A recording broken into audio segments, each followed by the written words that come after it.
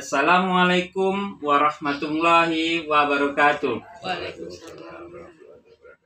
Alhamdulillah wa syukurillah, SMP N1 Mempura kedatangan tamu dari Balai Bahasa Provinsi Riau yang kantornya berada di UNRI, Komplek UNRI. Apa kabar Bapak Afriendi Gusti SSN Hum? Bu Indah, alhamdulillah Bu ya. Sebelum saya bertanya kepada Pak Afriendi, saya bertanya dengan Bu Indah. Bu, alhamdulillah bertahan SMP N1 Mempura, kita kedatangan tamu. Bu, bagaimana perasaan kedatangan tamu yang kedua kalinya dari Balai Bahasa nih Bu? Pertama, Assalamualaikum warahmatullahi wabarakatuh. Waalaikumsalam. Saya atas nama Kepala Sekolah SMP Negeri 1 Mempura mengucapkan terima kasih yang sedalamnya atas kehadiran tamu-tamu hebat kami dari Balai Bahasa Provinsi Riau. Bukan hanya sekali, tapi kami memang sering berkolaborasi ya Pak ya. Insya Allah kita terjalin komunikasi dan kerjasama yang baik untuk memajukan bagaimana pembahasan yang bagus untuk di sekolah maupun juga dalam lingkungan masyarakat. Di sini saya sangat tersanjung nih karena jujur Pak, berkat saya bersilaturahmi dengan keluarga besar dari Balai Bahasa Provinsi Riau ini, selalu program-program Balai Bahasa Provinsi Riau ini sangat bermanfaat buat kami. Terutama ini seperti kegiatan apa? Saya lupa Pak. Yang sekarang kita laksanakan ini adalah Pemartabatan bahasa negara. Apa Pak? Pemartabatan bahasa. Pemartabatan bahasa negara sebagai bahasa Indonesia. Bahasa Indonesia sebagai bahasa negara. Bahasa Indonesia sebagai bahasa negara. Nah ini juga kami dapat ilmu juga ini bagaimana membuat surat yang benar, kemudian juga bagaimana membuat kata-kata di spanduk yang benar, membuat undangan. Jadi terkadang kita ada juga kelemahan, jangan anggap surat kita itu udah benar, ternyata ada kekurangan. Oh mungkin secara bahasa ini loh yang benarnya. Maka kami dapat ilmu seperti itu. Dan juga tahun semalam kami dievaluasi, oh ini loh hasil kekurangannya, oh kelebihannya ini sudah sesuai, ini ditambahkan sedikit. Nah jadi itu sangat luar biasa juga ilmu yang diberikan buat kami dari SMP 1 Mempura. Dan juga pada hari ini alhamdulillah di Jumat Berkah ini kita juga bisa ya Pak ya. Pertama 3 bisa acara utama tadi ya di hari Jumat SMP 1 Mempura melaksanakan kegiatan khatam Al-Qur'an dan alhamdulillah juga dihadiri oleh Pak Afriendi beserta tim dari Balai Bahasa Provinsi Riau bisa menghadiri, luar biasa, terima kasih yang sedalamnya Pak.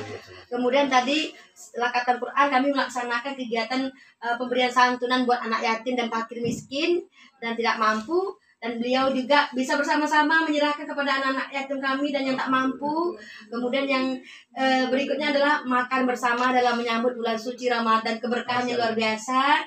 Semoga dengan adanya kegiatan ini menguatkan silaturahmi di antara kami dengan Balai Bahasa Provinsi Riau dalam rangka juga menyambut bulan suci Ramadan 1444 Hijriah tahun 2023 Masehi. Semoga puasa kita di tahun ini lancar, menjadi puasa yang sangat memberikan makna yang luar biasa. Kita bisa dalam keadaan sehat melaksanakan ibadah-ibadah di dalam bulan puasa dengan sebaiknya. Mungkin itu saja dari saya. Saya sudahi wabillahi taufiq wal hidayah. Wassalamualaikum warahmatullahi wabarakatuh. Terima kasih Bu Indah, semangat ya. Pak Afriendi, Pak, bagaimana sebelum pertanyaan inti, bagaimana Bapak melihat SMPN 1 Mempura nih Pak? Udah perubahannya setelah yang semalam dengan sekarang, dan bagaimana Bapak melihat acara yang ditaja tadi Pak? Saya pikir ini ya harus saya akui bahwa ketika saya masuk ternyata itu sudah ada, terutama ya dari sisi bangunan sudah ada yang baru, alhamdulillah sudah siap. Dan memang seperti disampaikan tadi oleh Ibu Indah, ada konsekuensi ya, karena proses pembangunan tentu membutuhkan area untuk orang menaruh bahan material sehingga mungkin terus ke taman gitu. Tapi itu menjadi satu tantangan berikutnya kan begitu ya. Untuk bisa membuat sesuatu yang indah tentu kita harus tahu dulu mana yang tidak indah. Begitu ya, akan ada perbandingan kondisi sebelum dan sesudah. Nah insya Allah tadi paling tidak kita sudah bisa menikmati bangunan-bangunan baru dan sudah di fasilitas yang baru ya. Nah tadi juga kita dilibatkan oleh Ibu Winda nih, sekolah dalam rangkaian kegiatan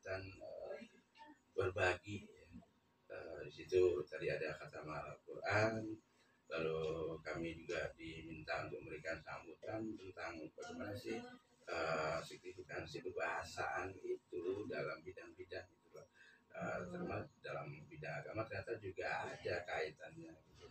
Kenapa kita harus mengerti bahasa, memahami bahasa, itu kita sampaikan tadi, dan dilanjutkan dengan penyerahan bantuan ya, yang sebetulnya itu ditaja oleh sekolah, sivitas sekolah ya. Tadi dari kepala sekolah kita mendengarkan bahwa itu hasil ya dari sumbangan semua sivitas sekolah tanpa ada paksaan, sukarela ya, yang diserahkan kepada juga sivitas sekolah terpilih berdasarkan indikator tadi ada kurang mampunya karena yatim ibu ya. Itu hal yang luar biasa dari kita, oleh kita, dan untuk kita gitu lah. Dan insya Allah itu ukhuwah ya, kita tidak bicara ibadah tapi ukhuwahnya secara sosial itu mudah-mudahan itu menjadi ikatan dan pengingat, terutama bagi adik-adik yang mereka hanya sampai SMP, habis itu sudah kemana, dan mungkin nanti mereka bekerja di mana. Akan tetapi ketika mereka sudah ada ingatan seperti itu, mereka sudah paling tidak memiliki alam dimanapun mereka berada. Saya ingat kampung halaman, saya ingat kawan-kawan saya. Mengingat lain. Betul, itu ingatan itu juga berkaitan dengan bahasa. Itulah lakuan yang dilakukan tadi, tindakan yang kekal dalam pikiran. Oh ya, terakhir tadi, oh ya Pak, itu ya. Pertanyaan yang kedua Pak, apa fungsi dan tugas dari Balai Bahasa dan apa harapannya untuk sekolah-sekolah yang didatangi Pak? Ya, terima kasih Bapak, ini luar biasa ya. Kalau Balai Bahasa itu harus kita sampaikan, ini merupakan unit pelaksana teknis dari Badan Pengembangan dan Pembinaan Bahasa. Kita ada di bawah Kementerian Pendidikan, Kebudayaan, Riset, dan Teknologi. Artinya tugas kita merupakan perpanjangan tangan dari Badan Pengembangan dan Bahasa ya. Itu apa? Kita melaksanakan pengembangan, pembinaan, dan pelindungan bahasa. 3 itu poinnya: pengembangan, pembinaan, dan pelindungan bahasa. Nah, kalau tadi ditanyakan ke kita apa motivasi atau misi kita datang ke sini, kita sampaikan bahwa ini terkait dengan pembinaan. Lah itu merupakan salah satu dari beberapa layanan kita. Itu kita melakukan layanan profesional untuk pengutamaan bahasa negara dalam ruang publik dan dokumen lembaga. Jadi penggunaan bahasa negara, bahasa Indonesia sebagai bahasa negara ini memang harus betul-betul kita pahamkan kepada setiap pemangku kebijakan agar menjadi perhatian, sehingga kita tidak tanpa sadar itu ternyata sudah mengabaikan nilai yang seharusnya itu yang kita acu gitu. Kenapa demikian? Sebagai bahasa negara tentunya itu yang kita utamakan. Kita harus menghargai itu, dan tentu penghargaan itu tentu ada dari apa yang kita lakukan. Jadi, misalnya kita jujur saja, misalnya dalam domain ruang publik yang ternyata pengunjungnya atau yang berinteraksi dalam ruang tersebut adalah orang-orang Indonesia, pasti ada kita temukan ternyata di sana penunjuk arah itu berbahasa Inggris atau apa, bukan bahasa kita. Ini maksudnya apa? Ini perlu dipertanyakan. Apakah ini salah satu bentuk inferioritas atau rasa rendah diri kita terhadap bahasa sendiri, atau sebaliknya kita secara membabi buta maksudnya untuk menghargai bahasa asing tapi pada konteks yang keliru? Begitu. Tentu kita harus mengatur itu, kita harus sosialisasikan itu bagaimana cara yang tepat, dan di Badan Bahasa, masuk di Balai Bahasa, kita menyampaikan itu. Intinya ada 3 matra ya, 3 matra yang kita sosialisasikan juga, kita pegang ini terkait bahasa. Kita utamakan bahasa Indonesia, kita lestarikan bahasa daerah, kita kuasai bahasa asing. Jadi kita ingat dari 3 mata itu, kita bukan anti bahasa asing. Kita menguasai bahasa asing bagi menguasai alat pemikiran asing, menguasai bagaimana sistematika budaya asing. dari kemampuan itu kita bisa menyerap pengetahuan atau informasi dari mereka. Tetapi kita tetap ya harus berasal dari sudut pandang yang jelas, kita Indonesia itu dengan kebanggaan kita, dengan budaya kita, salah satunya bahasa Indonesia. Menurut Bapak, apa kekuatan daripada bahasa Indonesia itu sendiri, Pak? Luar biasa ya. Kita harus ingat secara jumlah penutur kita ini termasuk besar di dunia. Mungkin tidak sekarang kita lebih ada lebih dari 275 juta sekarang ya itu bahasa Indonesia. Artinya kalau di dunia itu mungkin kita masuk peringkat keempat. Dan dari jumlah itu saja kita sudah luar biasa besar. Yang sebetulnya itu bisa. Belum lagi bagaimana sekarang tingginya hasrat dari orang-orang luar asing itu untuk mempelajari bahasa Indonesia. Dulu bahasa Indonesia diajarkan ya di kelas-kelas khusus atau perguruan tinggi di luar negeri itu lebih dari 32 negara. Dulu. Sekarang sudah lebih lagi. Nah, artinya animo mereka untuk belajar bahasa Indonesia tinggi. Mengapa? Ya kita lihat misalnya ada saja, misalnya alasannya ekonomi. Misalnya ya, karena sekarang ekonomi cenderung bergerak ke wilayah Asia. Asia Tenggara termasuk seri motor. Otomatis orang tuh harus mengetahui bagaimana iklim atau bagaimana cara berinvestasi di wilayah Asia, termasuk Indonesia. Kan gitu. Nah, mereka mempelajari bahasa kita, mereka masuk untuk mempelajari budaya kita, sehingga kepentingannya bisnis. Bagaimana mereka memasarkan produk itu. Ya. Ada Betul, kekuatan. artinya tanpa kita sadari, mereka masuk mempelajari bahasa kita untuk dapat berinteraksi dengan kita. Nah, sementara kita sendiri kok lupa. Iya. Harusnya kan kita bangga ya. Bangga.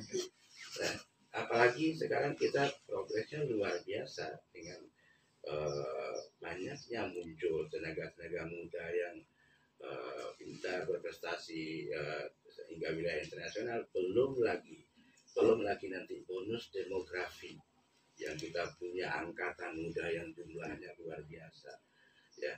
Nah, kalau itu tidak kita bekali dengan nasionalisme, kalau itu tidak kita bekali dengan kesadaran bahwa kita Indonesia sebagai satu bangsa yang harus saling menjaga, yang punya kapasitas dan kompetensi di dalam dunia ini, lalu siapa lagi yang Terima kasih Pak Afriyandi, terima kasih Bu Indah. Waktu dan kesempatannya, closing statement Bu Indah. Pernyataan penutup. Iya. Kan harus menggunakan bahasa Indonesia yang baik dan benar, jangan closing statement. Iya Bu. Pernyataan penutup. Pernyataan penutup Bu Indah. Ya, sekali lagi saya merasakan rasa bangga yang luar biasa di hari Jumat Berkah ini. Pertama, kami bisa saling menguatkan silaturahmi bersama Balai Bahasa Provinsi Riau dengan bapak-bapak hebat dan ibu-ibu hebat dari Balai Bahasa. Terima kasih. Semoga insya Allah kegiatan ini bermanfaat sekali untuk kami di sekolah dan juga untuk Kabupaten Siak, dan ilmu yang diberikan nanti bisa kami kembangkan di ruang publik khususnya di SMP 1 Mempura. Dan juga semoga saya juga mengucapkan selamat menyambut bulan suci Ramadan 1444 Hijriah. Semoga kita bisa menjalankan puasa dengan penuh keimanan dan dengan penuh kekusukan agar apa yang kita laksanakan menjadi amal ibadat kata Allah SWT. Mungkin itu saja dan saya sudahi wabillahi taufiq wal hidayah. Wassalamualaikum warahmatullahi wabarakatuh. Waalaikumsalam. Demikianlah wawancara singkat dengan Bapak Afriyandi dari Balai Bahasa Provinsi Riau dan Kepala Sekolah Hebat SMPN 1 Mempura. Imam Al-Waradi, kita Kerati Info. Assalamualaikum warahmatullahi wabarakatuh. Keren.